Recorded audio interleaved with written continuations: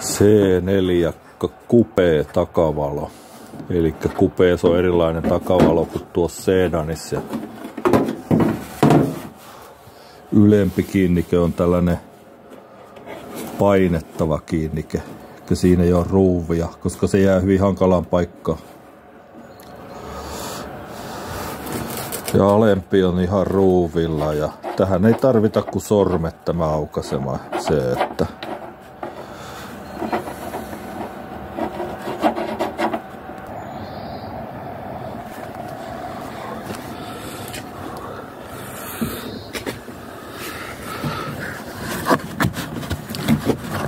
joo, eli kiinnitysruuvi löytyy tuolta.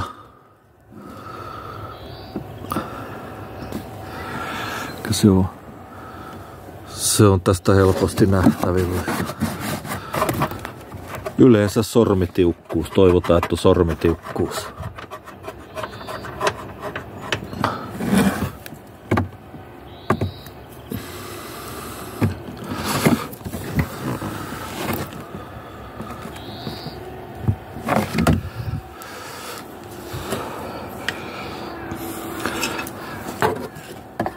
Tää vaatii vähän kangottamista, että se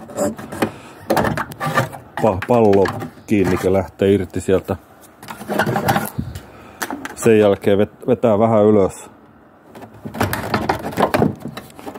Sitten se irtoaa.